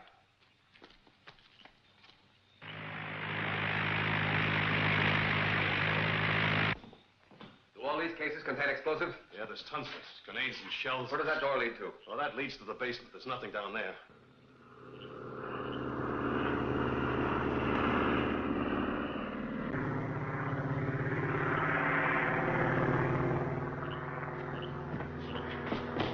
Here's one of our planes making a landing now.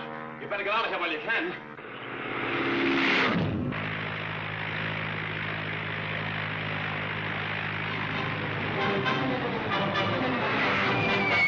He's dropping a bomb!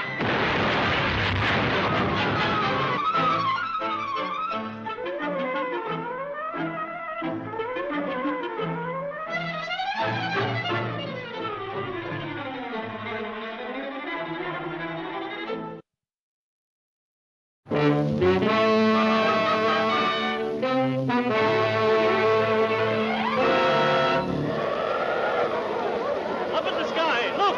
It's a bird! It's a plane! It's Superman!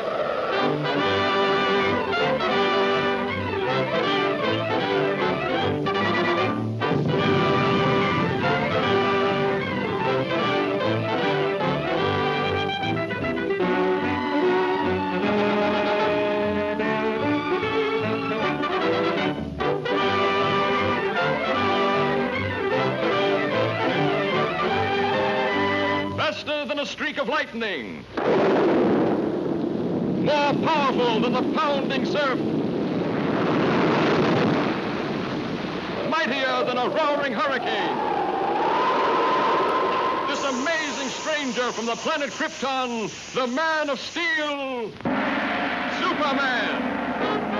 Possessing remarkable physical strength, Superman fights a never-ending battle for truth and justice, disguised as a mild-mannered newspaper reporter, Clark Kent.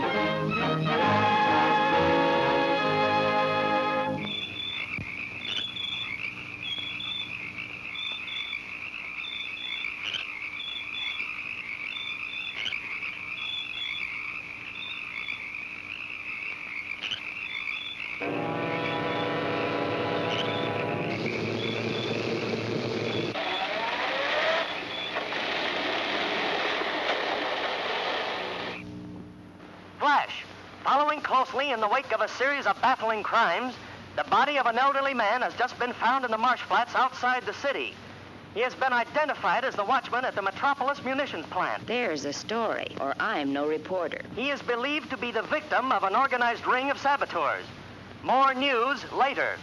Sounds like there might be a story at the plant, Lois. Lois? Me name is Louis, not Lois. Chief Whiz, everybody interpolates me name wrong. It's Louis. L-O-U-I-S. Lois. Louise. Lucy. Now I'm so mixed up, I don't know who I am.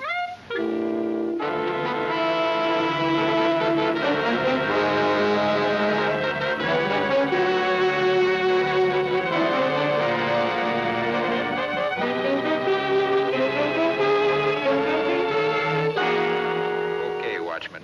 Take your post in the main shop and be on the alert. Yes, sir. Thank you, sir.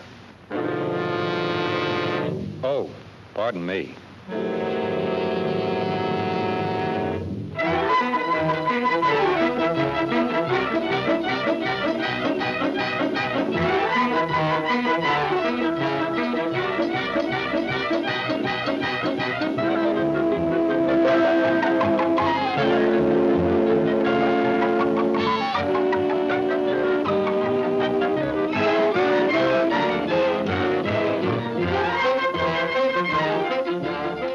Upstairs, 12 o'clock.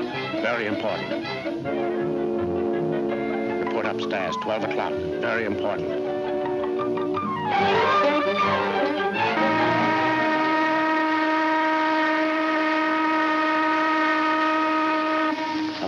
big shot wants.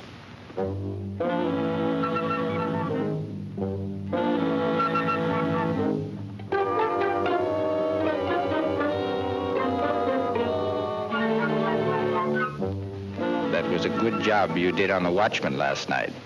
Now, how about that dynamite charge under the shops? It's wired to the switch on the plant floor below. When the new watchman pulls that switch tonight, the whole place will...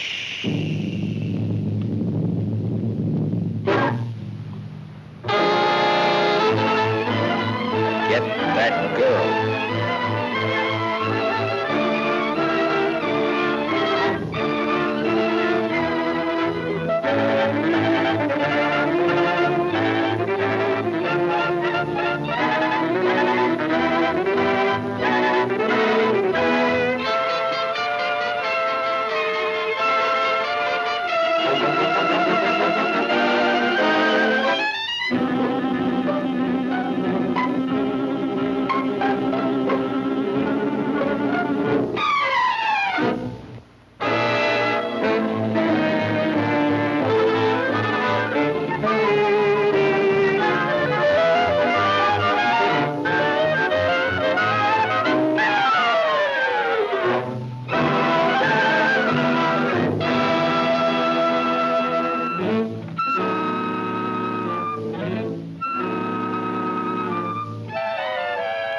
All right, man. Now load in the dynamite.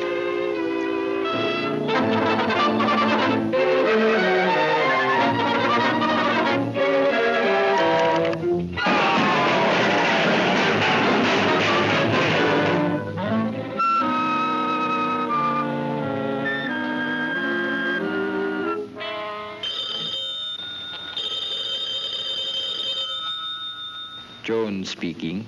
Hello, Jones. We're ready for the test. Send out the torpedo immediately. Immediately.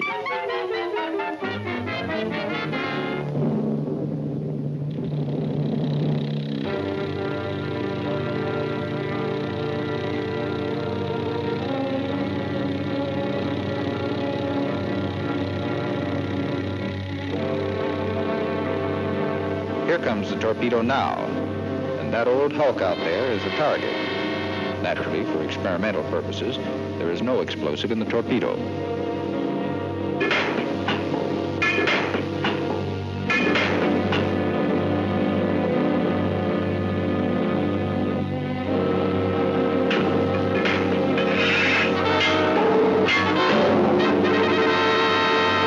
Okay, stand by. Ready? Fire!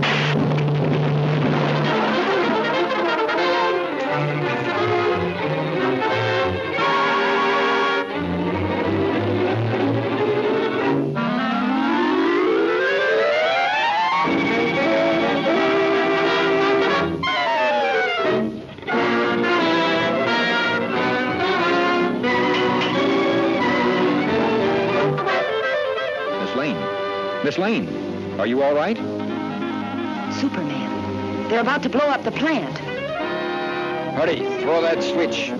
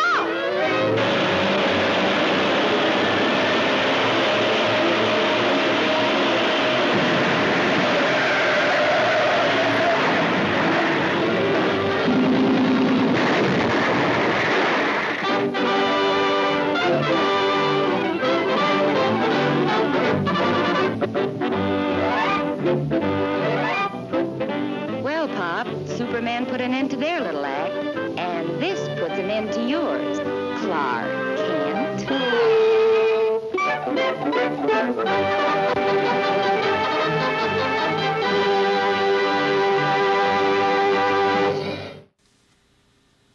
Thanks for tuning back in. Now, that was the Green Hornet Strikes Again. If you're a fan of the Green Hornet and Kato, you'll notice in this one, he is referred to as being Chinese. In the radio series, he was Japanese. Because of war and problems with Japan at the time, he was quickly changed to being Chinese. So that's where you'll see he's a Chinese descent in this one. So I hope you'll join us next week for part 2 of this 3-part, 5 chapters each, The Green Hornet Strikes Again. Thanks again for tuning in.